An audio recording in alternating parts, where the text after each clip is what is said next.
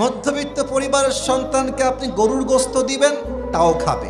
ডাল ভাত দিবেন, তাও খাবে। কালায় রুটি দিবেন, তাও খাবে। পরোটা দিবেন, তাও খাবে।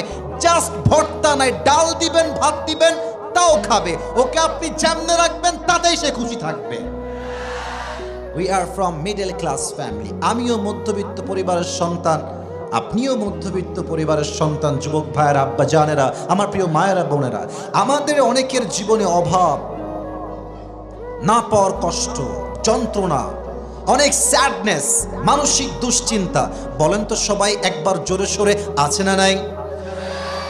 এই কোরআন যদি কেউ বোঝে, কেউ জানে, কেউ মানে, কেউ পড়ে, তার কি আর কোনো কষ্ট থাকতে পারে? আসতে হয়ে গেল যে সবাই বলেন থাকতে পারে? এই কোরআনে সমস্ত কষ্টের সলিউশন দিয়েছে এক সত্তা। আওয়াজ দিয়ে বলেন তো তিনি কে? আমার আব্বাজান বা আমি অনেকে বসে আছেন, আপনাদের পায়ে আমার হাত আমি রাখলাম। আপনাদের পায়ে হাত রেখে একটা কথা বলতে চাই, আব্বাজান, আপনি যদি আপনার ছেলের চরিত্রকে ঠিক করতে চান, রাইট টাইমে, সঠিক বয়সে, অল্প বয়সে নিজের ছেলেকে ভালো দিনদার মেয়ে দেখে বিয়ে দিয়ে দেন।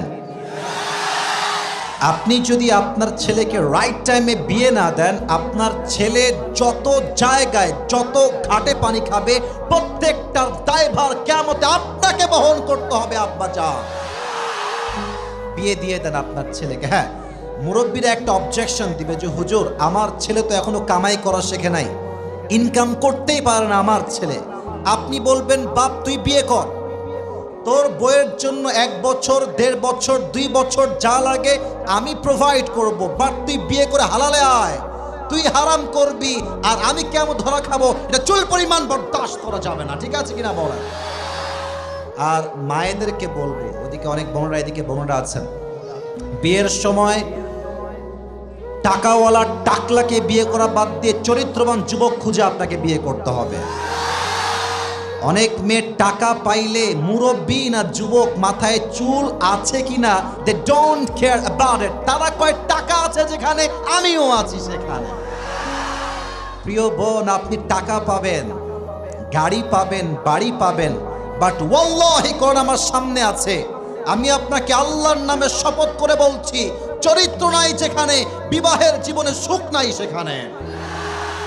অনেক মেয়েদের দেখবেন চরিত্রবান, দাড়িওয়ালা, দিনদার ছেলে পছন্দ না, গাঞ্জাখোর দেখলেই এরা পছন্দ করে। এরা তখন বিয়ের পরে বাস খায়। কেমনে বাস খায় দেখেন, কথার পয়েন্ট বুঝবেন তাহলে তাফসীরের কথাগুলো আমি ভালো করে হাইলাইট করতে পারবো।